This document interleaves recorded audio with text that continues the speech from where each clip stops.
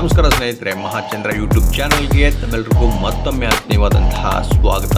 ಸ್ನೇಹಿತರೆ, ಕರ್ನಾಟಕ ರಾಜ್ಯ ಸರ್ಕಾರಿ ನೌಕರರ ಸಂಘದ ಅಧ್ಯಕ್ಷರಾದಂತಹ ಶ್ರೀ CS ಷಡಕ್ಷರಿ ಅವರು ಗ್ರಾಮೀಣ ಅಭಿವೃದ್ಧಿ ಮತ್ತು ಪಂಚಾಯತ್ ರಾಜ್ ಇಲಾಖೆಯ ಸರ್ಕಾರದ ಕಾರ್ಯದರ್ಶಿಯವರಾದಂತಹ ಶ್ರೀ ರಂದೀಪ್ ಸರ್ ಮತ್ತು ಆಯುಕ್ತರಾದಂತಹ ಶ್ರೀಮತಿ ಅರುಂಧತಿ ಚಂದ್ರಶೇಖರ್ ಅವರನ್ನು ಭೇಟಿ ಮಾಡಿ ಒಂದು ಸಭೆಯನ್ನು ನಡೆಸಿ ಬಂದಿದ್ದಾರೆ.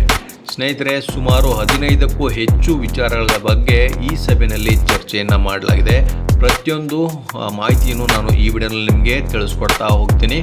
ಆ ವಿಡಿಯೋನ ಸ್ಕಿಪ್ ಮಾಡದೆ ಪೂರ್ತಿಯಾಗಿ ನೋಡಿ. ಹಾಗೆ ನಮ್ಮ ಚಾನಲ್ನ ಇದೇ ಫಸ್ಟ್ ಟೈಮ್ ಯಾರು ನೋಡ್ತಾ ಇದ್ದೀರಾ ದಯವಿಟ್ಟು ಸಬ್ಸ್ಕ್ರೈಬ್ ಮಾಡ್ಕೊಳ್ಳಿ.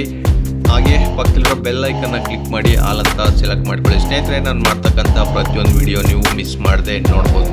ಬನ್ನಿ ಸ್ನೇಹಿತರೆ, ಹಾಗಾದರೆ ಮೊದಲಿಗೆ ಗ್ರಾಮೀಣ ಅಭಿವೃದ್ಧಿ ಮತ್ತು ಪಂಚಾಯತ್ ರಾಜ್ ಇಲಾಖೆಯ ಅಧಿಕಾರಿ ನೌಕರ ಸಂಘ ಹಾಗೂ ಎಲ್ಲ ವೃಂದ ಸಂಘಗಳ ಬೇಡಿಕೆಗಳ ವರದಿಯ ಮಾಹಿತಿಯ ಬಗ್ಗೆ ಹಾಗೂ ವಿವಿಧ ವೃಂದಗಳ 45ಕ್ಕೂ ಹೆಚ್ಚು ಸೇವೆ ಮತ್ತು ಆಡಳಿತಾತ್ಮಕ ವಿಷಯಗಳ ಕೂಲಂಕುಷವಾಗಿ 2 ಗಂಟೆಗಳ ಕಾಲ ಚರ್ಚೆಯನ್ನು ನಡೆಸಲಾಗಿದೆ.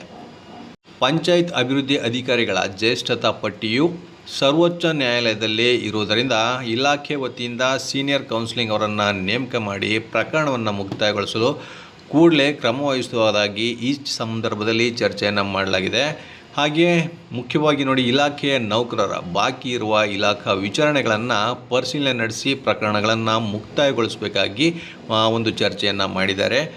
ಮತ್ತೊಂದು ಮುಖ್ಯವಾದ ಮಾಹಿತಿ ಅಂದರೆ ನೋಡಿ, ಖಾಲಿ ಇರುವಂತಹ ಪಂಚಾಯತ್ ಅಭಿವೃದ್ಧಿ ಅಧಿಕಾರಿ ಗ್ರೇಡ್ 1, ಕಾರ್ಯದರ್ಶಿ ಗ್ರೇಡ್ 2, SDA ಹುದ್ದೆಗಳ ಕೂಡಲೇ ಬಡ್ತಿ ನೀಡುವುದು ಹಾಗೂ ಬಡ್ತಿಯ ಪ್ರಮಾಣವನ್ನು ಹೆಚ್ಚಿಸೋದು, ಪ್ರಭಾರ ಭತ್ಯೆಯನ್ನು ಪಾವತಿಗೆ ಸಂಬಂಧಿಸಿದ ಆದೇಶಗಳನ್ನು ಶೀಘ್ರವಾಗಿ ಮಾಡುವ ಬಗ್ಗೆ ಚರ್ಚೆಯನ್ನು ಮಾಡಲಾಯಿತು ಸ್ನೇಹಿತರೆ. ಹಾಗೆ ಪಂಚಾಯತ್ ಅಭಿವೃದ್ಧಿ ಅಧಿಕಾರಿಗಳ ಎಲ್ಲ ಹುದ್ದೆಗಳನ್ನು B ಗ್ರೂಪ್ ಹುದ್ದೆಗೆ ಉನ್ನತೀಕರಿಸಬೇಕು ಅಂತ ಈ ಸಂದರ್ಭದಲ್ಲಿ ಒಂದು ಚರ್ಚೆಯನ್ನು ಮಂಡಿಸಲಾಯಿತು.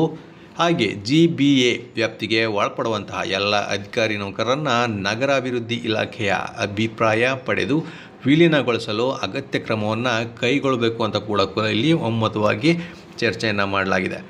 ಹಾಗೆ SDA ಹುದ್ದೆಗಳಿಗೆ ಅಂದರೆ ಸೆಕೆಂಡ್ ಡಿವಿಷನ್ ಅಸಿಸ್ಟೆಂಟ್ಗಳಿಗೆ ಬಡ್ತಿಯ ಅವಕಾಶವನ್ನು ಕಲ್ಪಿಸಬೇಕು. ಹಾಗೆ ಫಸ್ಟ್ ಡಿವಿಷನ್ ಅಸಿಸ್ಟೆಂಟ್ ಹುದ್ದೆಗಳನ್ನು ಹೊಸದಾಗಿ ಸೃಷ್ಟಿ ಮಾಡಲೇಬೇಕು ಅಂತ ಈ ಸಂದರ್ಭದಲ್ಲಿ ತೀರ್ಮಾನವನ್ನು ಮಾಡಲಾಯಿತು. PDOಗಳಿಗೆ ನೀಡಿರುವ 4% ನಿಯೋಜನೆಯಂತೆ ಕಾರ್ಯದರ್ಶಿ ಮತ್ತು STA ಅವರಿಗೂ ಕೂಡ ಅವಕಾಶವನ್ನು ಕಲ್ಪಿಸಬೇಕು ಅಂತ ಈ ಸಂದರ್ಭದಲ್ಲಿ ತೀರ್ಮಾನವನ್ನು ಮಾಡಲಾಗಿದೆ. ಕರ ವಸೂಲಿಗಾರರು ಮತ್ತು ಅವರಿಗೆ ಒತ್ತಡವನ್ನು ನಿವಾರಣೆ ಮಾಡೋದಕ್ಕಾಗಿ ಮತ್ತು ಬಡ್ತಿ, ಅವರ ಪ್ರಯಾಣ ಭತ್ಯೆ, ತೆರಿಗೆ ವಸೂಲಾತಿಯಲ್ಲಿನ ತಾಂತ್ರಿಕ ಅಂಶಗಳ ಬಗ್ಗೆ ಚರ್ಚೆಯನ್ನು ಮಂಡಿಸಲಾಯಿತು. ಬಾಕಿ ಇರುವ ಉಪಕರಣಗಳ ಪಾವತಿಗೆ ವಸೂಲಾತಿಯಿಂದ ಒಮ್ಮೆಲೆ ವಿನಾಯಿತಿ ಹಾಗೂ ಪ್ರಸ್ತುತ ಉಪಕರಣಗಳ ಪಾವತಿಗೆ ಲೆಕ್ಕ ಸಂಶೋಧನಾ ಇಲಾಖೆಯೊಂದಿಗೆ ಸಭೆ ನಡೆಸಿ ಪರಿಹಾರ ಕಂಡುಕೊಳ್ಳಲು ಅಗತ್ಯ ಕ್ರಮವನ್ನು ಕೈಗೊಳ್ಳುವಂತೆ ತಿಳಿಸಲಾಯಿತು. ಸ್ನೇಹಿತರೆ, ಅಬ್ದುಲ್ ನಜೀರ್ ಸಾಬ್ ಅವರ ಜನ್ಮದಿನವನ್ನು ಪಂಚಾಯತ್ ಸಬಲೀಕರಣ ದಿನವನ್ನಾಗಿ ಆಚರಿಸಲು ಈ ಸಲ ಒಂದು ಅಗತ್ಯ ಕ್ರಮವನ್ನು ಕೈಗೊಳ್ಳಬೇಕಾಗಿ ಎಲ್ಲ ಒಮ್ಮತದಲ್ಲಿ ಅಭಿಪ್ರಾಯವನ್ನು ಪಟ್ಟಿದ್ದಾರೆ.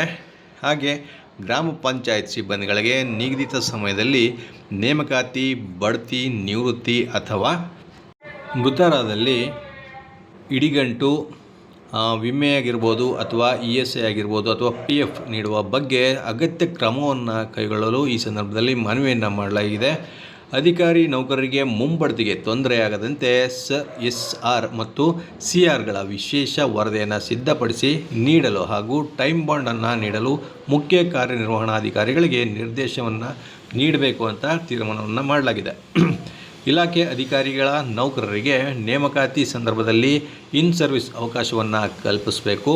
3 ತಿಂಗಳಿಗೊಮ್ಮೆ ಮಾತೃ ಸಂಘ ಮತ್ತು ವೃಂದ ಸಂಘಗಳನ್ನು ಸಭೆಯನ್ನು ನಡೆಸಿ ಚರ್ಚಿಸುವುದರೊಂದಿಗೆ ಮೇಲ್ಕಂಡ ವಿಷಯಗಳ ಸೇರಿದಂತೆ ಆಡಳಿತಾತ್ಮಕ ವಿಷಯಗಳನ್ನು ಚರ್ಚಿಸುವುದರೊಂದಿಗೆ ಸಭೆಯನ್ನು ಯಶಸ್ವಿಗೊಳಿಸಲಾಗಿದೆ. ಸ್ನೇಹಿತರೆ, ಈ ಎಲ್ಲ ಮನವಿಗಳ ಚರ್ಚೆಯ ನಂತರ ಸಕಾರಾತ್ಮಕವಾಗಿ ಸ್ಪಂದಿಸಿರ್ತಕ್ಕಂಥ ಸರ್ಕಾರದ ಕಾರ್ಯದರ್ಶಿಯಾದಂತಹ ರಂದೀಪ್ ಸರ್ ಅವರು ಈ ಎಲ್ಲ ಅಂಶಗಳನ್ನು ಕೂಡಲೇ ಅನುಷ್ಠಾನಗೊಳಿಸುವ ಸಂಬಂಧ ಅಗತ್ಯ ಕ್ರಮವನ್ನು ಕೈಗೊಳ್ಳಲಾಗುತ್ತೆ ಅಂತ ಬಗ್ಗೆ ಒಂದು ಆದೇಶವನ್ನು ಕೂಡ ಹೊರಡಿಸಲಾಗುತ್ತೆ ಅಂತ ನನಗೆ ಒಂದು ಭರವಸೆಯನ್ನು ನೀಡಿದ್ದಾರೆ ಸ್ನೇಹಿತರೆ. ಇದಿಷ್ಟು ಇವತ್ತಿನ ಮಾಹಿತಿ. ಇದೇ ರೀತಿ ಮತ್ತಷ್ಟು ಮಾಹಿತಿ ಜೊತೆಗೆ ನಿಮ್ಮನ್ನು ಭೇಟಿ ಮಾಡ್ತೇನೆ. ನಮಸ್ಕಾರ.